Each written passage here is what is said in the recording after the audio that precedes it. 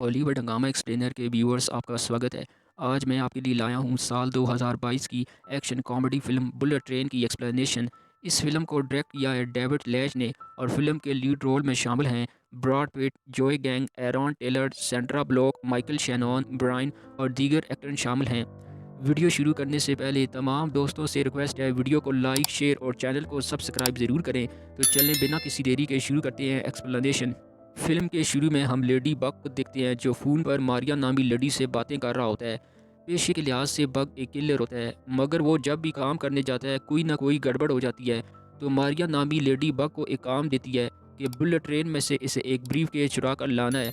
साथ में हम इस बुलेट ट्रेन में अब एक और किलर को देखते हैं जिसका नाम लियोची है और इसके फादर ने इसे किसी को मारने के लिए यहाँ भेजा होता है। जब वो इस शख्स को मारने पहुँचता है तो वो एक लड़की निकलती है और वो लड़की इससे ध्यान भटकाते हुए इलेक्ट्रिक शॉक देकर बेहोश कर देती है। दूसरी तरफ हम फिर से बग को देखते हैं जिससे ट्रेन में वो ब्रीफ केस मिल चुका है। इसके बाद हम दो और लोगों को ट्रेन में देखते हैं, लेमन और टैंक को।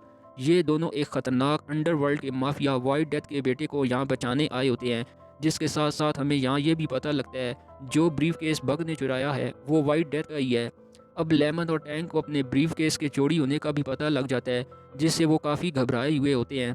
फिर हमें वाइट डेथ के माजी के बारे में बताया जाता है। वाइट डेथ जापान की एक रईस परिवार कमोरा से जुड़ा हुआ था और कैमोरा एक वक्त में जापान पर अपना राज चलाया करते थे और वाइट डेथ भी इनका एक सिपाही बन गया था जिसे कोई भी हरा नहीं सकता था।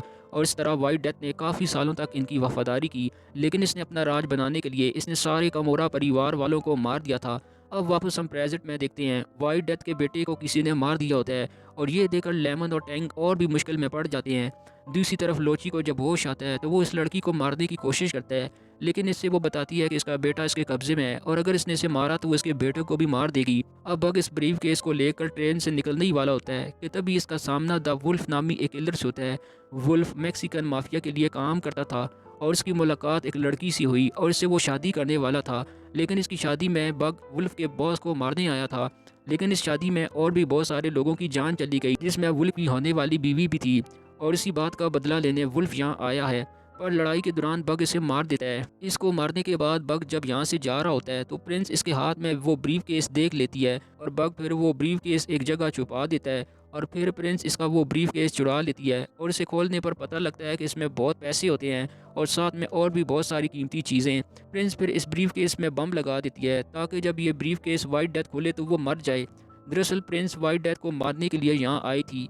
अब प्रिंस की मुलाकात टैंक और लेमन से होती है और वो इन्हें बग का हुलिया और इस ब्रीफ केस के बारे में बताती है, जिसके बाद टैंक बग के पास जाता है और यहाँ पर ब्रीफ केस को लेकर दोनों में लड़ाई होती है और लेमन प्रिंस के पास जाता है लेकिन प्रिंस लेमन को गोली मार देती है। दूसरी तरफ बग को वो ब्रीफ केस दोबारा से मिल जाता है, लेकिन तभी बग पर द हॉरेंट नामी एक लेडी हमला करती है। दरअसल ये वही लेडी थी जिसने वुल्फ की शादी में इसकी बीवी को मारा था और अब वो बग को मारना चाहती है क्योंकि इसे वाइट डेथ ने ही बग को मारने भेजा था, लेकिन बग इसे जहर वाला टीका लगा देता है जिससे इसकी मौत हो जाती है। दूसरी तरफ टैंक को इसके जिगरी दोस्त लेमन की लाश मिलती है जिससे इसे लगता है कि इसे बग ने मारा है, तो वो बग को मारने इसके पास आ जाता है, लेकिन यहाँ पर टैंक भी मारा जाता है। तभी बग की मुलाकात एल्डर से होती है और एल्डर लोची का बाप होता है और इसने लोची के बेटे जो कि प्रिंस की कैद में था इसे छुड़वा लेता है और एल्डर बग को वही वाइट डेथ की कहानियाँ सुनाता है और फिर बग के साथ वो लोची और लेमन के पास जाता है जो अभी जिंदा थे और वो सब ये डिसाइड करते हैं कि वो मिलकर वाइट डेथ का खात्मा करेंगे और साथ में वो इस ब्रीफ केस को ले जाने की जिम्मेदारी बग को देता है।